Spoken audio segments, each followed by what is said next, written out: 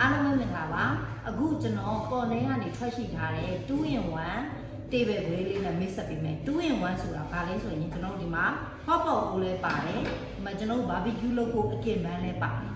သူ့ရဲ့ဒီဆက်လေးရဲ့အားသာချက်ကအဲ့လိုလေးပေါ့နော်နောက်တစ်ခုဘာလဲဆိုလို့ရှိရင် hot pot ကိုပဲတီးတန့်သုံးခြင်းနေဆိုလဲသူ့ရဲ့ဒီမှာ power control မှာဒီကတခါလဲပိတ်လို့ on လို့ပိတ်လို့ရတဲ့ကောင်လေးပါတယ်ဒီဘက်မှာ barbecue ကိုပိတ်ချင်တယ်ဆိုလဲပိတ်ထားလို့ရတယ်နောက်တစ်ချက်ကဘာလဲဆိုကျွန်တော်တို့ကအခုအကင်နေ hot pot တွေစားပြီးတန်ရှင်းလို့ရတာအရန်ပြင်းတာလေဒီကောင်တန်ရှင်းလို့ရတာအရန်လွယ်ကူတယ်အဲ့တော့ကျွန်တော်အခုတန်ရှင်းလုပ်တာတွေကဖြုတ်တတ်တယ်လို့ပြပေးမယ်ဒီမှာဘာမှမခက်ဘူးဒီမှာအိုးလေးကိုဆေးလို့ရတယ်ဒီအိုးလေးရဲ့ size လေးက 4.2 လီတာစက်ဝင်တယ်ဒီမှာ gray လေးကိုကျွန်တော်ဒီတိုင်းလေးဖြုတ်ပြီးတော့ကျွန်တော်ဆေးလိုက်ရုံနဲ့တော့လုံးဝမကတ်တဲ့ non stick ကုတ်တင်ပဲကုတ်ထားပြီးသားပေါ့နော်ဒါလေးပါပြီးရင်ကျွန်တော်စီခံပန်းလေးလည်းပါဒီဘက်မှာဆိုကျွန်တော်စီခံပန်းလေးပေါ့နော်ဒါလေးစီခံပန်းလေးလည်းပါတယ်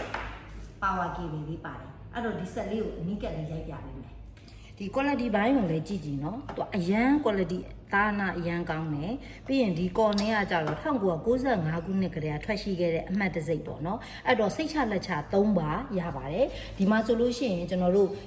ဒီ barbecue အတွက်ဒီမှာလေအနီးကပ်ဒီမှာဆိုရင် low medium high သူကလေအပူချိန်ကိုအဲ့လိုချိန်လို့ရတယ်ကျွန်တော်တို့ဒီဘက် off ကနေပြီးတော့သွားလိုက်တာ ਨੇ ဒီ indicator light လေးကမီးလင်းလာမှာအဲ့မဲ့ကိုအပူချိန်တိုးလျှော့လုပ်လို့ရတယ်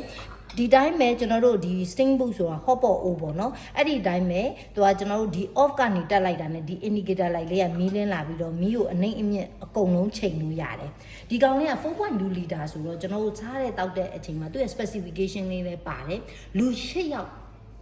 လုံလောက်တယ်အဲ့တော့ကိုယ့်ရဲ့မိသားစုတွေနဲ့ချစ်ချင်းအပြေအဝနဲ့အိမ်ထဲမှာပဲအရသာရှိတဲ့တန်ချင်းလက်ဆက်တဲ့ barbecue နဲ့ hot pot လေးကိုသုံးဆောင်နိုင်ပါပြီအဲ့တော့ကျွန်တော်တို့ရှိမှာဒီဆက်လေးကိုအာမခံတနည်းနဲ့အတူအချိန်စောင့်စရာမလိုပဲလာရောက်ဝယ်ယူနိုင်ပါတယ်အားလုံးကိုကျေးဇူးတင်ပါတယ်